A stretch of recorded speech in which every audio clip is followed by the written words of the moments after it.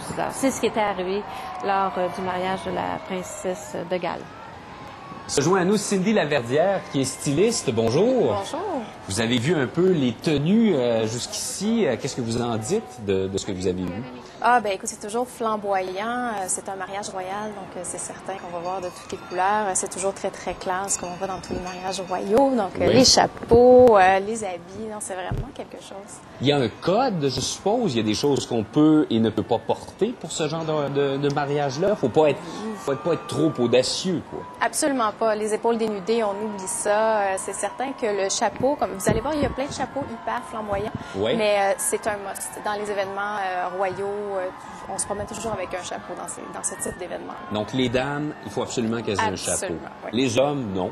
Non, ça va. Les hommes, on se tient bien et tout va bien. C'est pas compliqué. Vous vous attendez à quoi comme tenue pour Kate Middleton? Pour Kate, la grande classe. Kate, c'est une femme qui a beaucoup de classe, qui est très à la mode aussi. Donc, avoir les designers qui étaient en lice pour la robe de mariée, on peut s'attendre à quelque chose de très... pas très volumineux. J'ai entendu parler que ce serait dans le type Renaissance, donc on va y aller avec une traîne assez modeste, mais quelque chose de très classe. Et au contraire, moi qui ne suis pas du tout un spécialiste de mode, je lisais que l'abbaye est tellement immense que pour ne pas être perdu là-dedans, il faut quelque chose qui ait du volume. Quand même. On s'attend à une bonne traîne, mais Diana a une traîne de 25 mètres. Mais, Ça risque d'être un peu moins. Oui, c'est ça. Non, je pense pas que Kate va avoir une traîne de... Et la tenue de la reine, jaune, vous en dites quoi? Mais la reine est connue pour ses couleurs pas très flamboyantes, mais c'est un jaune qui est quand même pas très serein. C'est un jaune banane, disons, là, mais c'est des couleurs de Pâques, disons, le pêche, les espèces de turquoise pâle, siphon, entre guillemets. Là. On est habitué à ça. On aime ça, ça lui va bien au teint. Restez avec nous parce qu'on a hâte d'avoir vos premiers commentaires quand on va découvrir la tenue de Kate. La robe de mariée de Kate Middleton qui dit que ça a été l'expérience d'une vie, qu'elle a savouré chaque instant.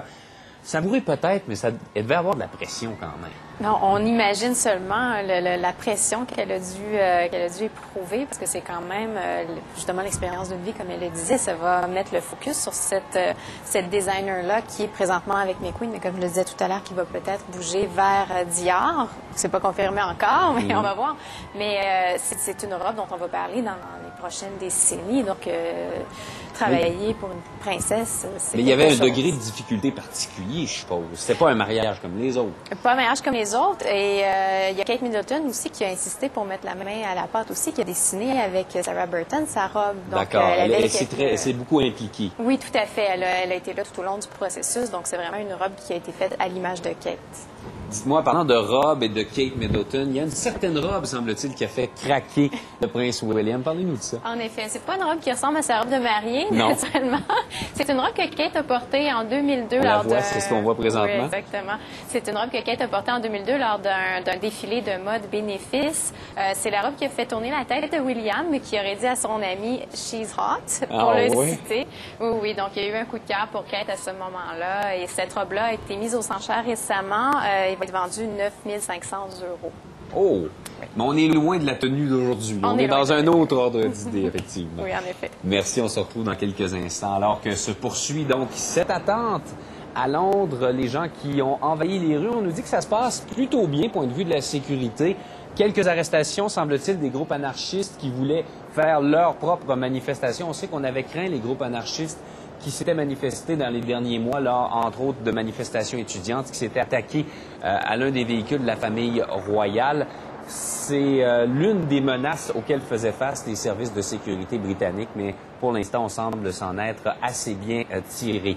Alors, on est en attente. Qu'est-ce qu'on peut penser qui se passe présentement dans le Boutillier à l'intérieur du palais de Buckingham? Comme on l'a mentionné, c'est la séance de photos officielle, donc il va y avoir habituellement ces Avec Mme Laverdière, on va peut-être parler rapidement. On va voir des photographies des tenues que Kate Middleton portait auparavant. Là.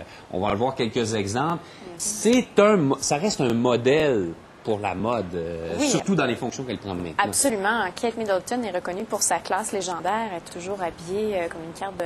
Je dirais pas comme une carte de mode parce que c'est pas une fille qui est particulièrement, qui va lancer des tendances, qui va être très, très à la mode, mais elle va toujours le faire avec classe. Elle va porter des couturiers britanniques, elle va porter des tenues qui l'avantagent énormément, mais sans toujours aller dans le fla-fla. Donc, on voit une robe de soirée ici qu'elle portait, également une tenue qu'elle porte avec le... La robe qu'elle portait pour ses fiançailles était de Issa attendez un instant, par Daniela Issa El Ayel. Donc, la griffe Issa qu'elle affectionne particulièrement, il y a cette robe-là qu'elle a portée. Elle a porté à 2 autres occasions pour des soirées bénéfices. La robe rose qu'on a vue précédemment aussi et la robe grise.